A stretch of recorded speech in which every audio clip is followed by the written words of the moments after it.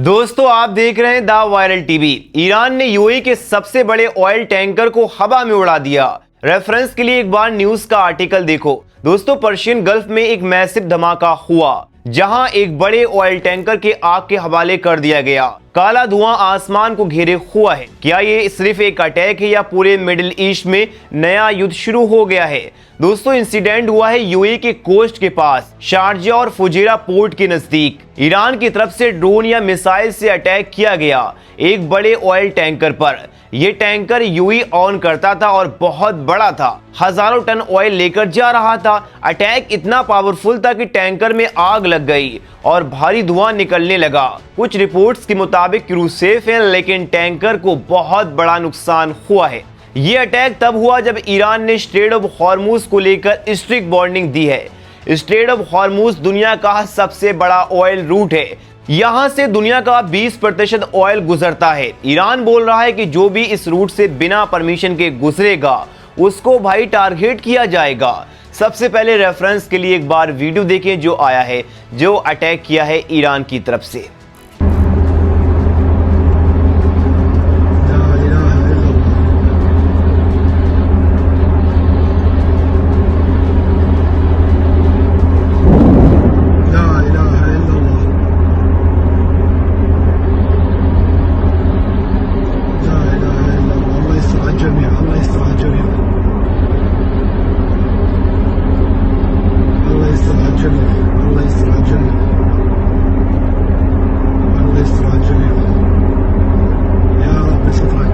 दोस्तों अब सवाल यह है कि यह सब क्यों हो रहा है। यह पूरा मामला इजराइल, अमेरिका और ईरान के बीच चल रहे टेंशन का हिस्सा है। अमेरिका और इजराइल ने ईरान पर स्ट्राइक किए थे, जिसके बदले में ईरान अब गल्फ कंट्रीज को टारगेट कर रहा है।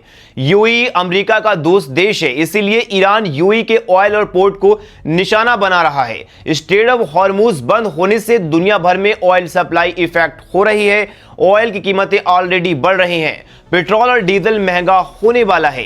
इंडिया जैसे देश जो ऑयल इंपोर्ट करते हैं उन पर भी असर पड़ेगा। आपके पेट्रोल पंप पर भी कीमत बढ़ सकती है। एक्सपर्ट बोल रहे हैं कि अगर ये अटैक्स कंटिन्यू हुए तो ग्लोबल इकोनॉमी को बड़ा झटका लग सकता है। दोस्तों अब सवाल यह है कि क्या ये सिर्फ शुरुआत है?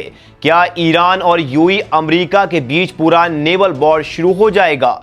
वर्ल्ड लीडर्स अभी मीटिंग कर रहे हैं, यूएन में बात हो रही है। सबको डर है ये छोटा सा अटैक बड़ा युद्ध ना बन जाए। दोस्तों इजराइल और उसके सपोर्टर्स बोल रहे हैं कि ईरान के पास एयरफोर्स नहीं बची, नेवी नहीं है, एयर डिफेंस भी नहीं, लीडर्स भी मर गए, छुपे हुए हैं, इंटरनेट कम्युनिकेशन भी बंद है, मिसाइल 90% से ज्यादा खत्म हो गए और प्रॉक्सीज भी बेकार साबित हुए। लेकिन एक सवाल, अगर ये सब सच है तो फिर ये बड़ा ऑयल टैंकर कैसे जल रहा है? ये टैंकर यूएई के बिलियंस के क्रूड ऑयल लेकर जा रहा था। ईरान ने एक ही अटैक, एक स्ट्राइक मारा और पूरा टैंकर आग के हवाले कर दिया गया। जीरो ईरानी लॉसेस, कोई भी नुकसान नहीं हुआ, कोई प्लेन नहीं गिरा, कोई सोल्जर्स नहीं मारा गया। यह दिखाता है कि ईरान अभी भी पावरफुल है। उनके ड्रोन्स और मिसाइल अभी भी टारगेट को एक्यूरेटली हिट कर रहे हैं। अब सोचिए सिर्फ एक टैंकर नहीं है, ईरान ने गल्फ में कई टैंकर और ऑयल फैसिलिटी को टारगेट किया।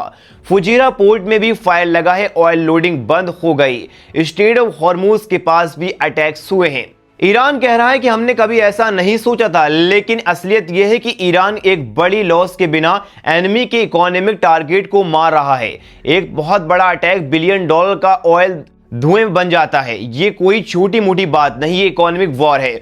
दुनिया के ऑयल सप्लाई इफेक्ट हो रहा है, ऑयल प्राइसेस बढ़ रहे हैं और सबसे बड़ी बात, ईरान ने ये सब किया बिना अपने आदमी खोने के। जीरो रेसिडेंट्स मिला उनको स्ट्राइक में। ये डोमेन से दोस्तों। अब लोग पूछते हैं कि ईरान के प्रॉक्सीज क्यों बेकार, लेकिन देख लो ईरान खुद डायरेक्ट एक्शन ले रहा है, प्रॉक्सीज की जरूरत नहीं पड़ रही है। दोस्तों 47 साल की प्रिपरेशन को 30 दिन में खत्म बताया जा रहा है, लेकिन ये 30 डे ऑफ अनरेबेबलिंग नहीं बल्कि वन नाइट डोमेन से ईरान के लिए मैप जल रहे हैं, लेकिन सिर्फ एनिमी के इकोनॉमिक इंटरेस्ट जल रहा है। ईरान अपने स्ट्रेटेजिक पॉइंट को प्रोटेक्ट कर रहा है और काउंटर अटैक दे रहा है। ये कॉपिंग है उनको जो बोल रहे हैं कि ईरान फिनिश हो गया। असली पिक्चर वीडियो में दिखाती है बड़ा टैंकर जलते हुए, काला धुआं आसमान पर है। तो ये क्या है? क्या ईरान की ताकत खत्म हो गई? भाई कुछ नहीं हुआ है। बढ़ते हैं नेक्स्ट अपडेट की तरफ। दोस्तों, ईरानी मिसाइल ने सॉर्थर्न इजराइल की न्यूट हैवी इंडस्ट्रीज जोन में एक बड़ा केमिकल फैसिलिटी को टारगेट किया। ये जगह वीर शेबा के पास है और यहाँ केमिकल प्लांट से जो इजराइल के मिलिट्री से लिंक माने जाते हैं। ठीक ब्लैक धुएं आसमान में घूम रहे हैं, लोग भाग रहे थे और हैवी इंडस्ट्रीज और हजारदूस बेस्ड वाली जगह को नुकसान पहुंचा है। दोस्तों, न्यूट हैवी एक इंडस्ट्रियल एरिया है जहां बहुत सारी केमिकल फैक्ट्रीज हैं। यहाँ पेस्टिसाइड, केमिकल और हजारदूस मटेरियल बनाए गए, ये प्रोसेस किए जाते हैं। ईरान के मिसाइल अटैक के बाद यहाँ आग लग गई, बहुत सारे काले धुएं निकल रहे थे। इजरायली फायर ब्रिगेड के 34 क्रूज ने आग बुझाने की कोशिश की। पर्यावरण मिनिस्टर ने कहा है कि हजारदूस केमिकल लीक होने का खतरा था, इसलिए लोगों को एरिया से दूर रहने को कहा गया। लेकिन बाद में उन्होंने बताया कि नियर बाय टाउन्स को कोई बड़ा खतरा नहीं है, यानी आसपास के जो शहर है वहां कोई खतरा नहीं है। एक रिपोर्ट के मुताबिक यहां अडामा कंपनी के प्लांट हिट हुए हैं। ये डायरेक्ट मिसाइल या इंटरसेप्ट मिसाइल्स के टुकड़े से किसी की भी जान नहीं गई, लेकिन एक दो लोगों की हल्की चोट की शॉक वेव से इजराइल के लोग टेंशन में जा चुके हैं, क्योंकि केमिकल लीक का डर था। रोड्स बंद कर दिए गए और वर्कर्स को छुट्टी पर भेज दिया गया। अब सवाल यह है कि यह स्ट्राइक क्यों? ईरान कहता है ये उनके जवाब है इजराइल के रिसेंट अटैक का। इजराइल ने ईरान के कुछ फैसिलिटी पर स्ट्राइक किए थे, जिसमें पावर प्लांट्स और हैवी वाटर वाली जगह शामिल थी। ईरान का कहना है कि उनका मिसाइल अटैक सही जगह किया गया। उन्होंने मिलिट्री लिंक केमिकल ढांचे को टारगेट किया, जिससे इजराइल को बड़ा नुकसान हो। फिर वो ईरानी वॉइसेस इसको जस्टिस कह रहे हैं और बोल रहे हैं कि ईरान का रिस्पॉन्स अचानक में हुआ। ये दिखाता है कि ईरान अब सिर्फ डिफेंड नहीं कर रहा, बल्कि स्ट्रॉन्ग रिप्लाई दे रहा है। लेकिन दोस्तों, असल पिक्चर थोड़ी अलग है। इजरायली डिफेंस सिस्टम ने बहुत सारे मिसाइल इंटरसेप्ट कर लिए हैं। जो इम्पैक्ट हुए वो शायद इंटरसेप्ट मिसाइल के थोड़े मोटे टुकड़े थे, जो जाकर केमिकल फैक्ट्री में गिर गए और आग लग गई। ये एरिया इजराइल के सॉर्थर्न पार्ट में है और केमिकल इंडस्ट्रीज के लिए इंपॉर्टेंट है।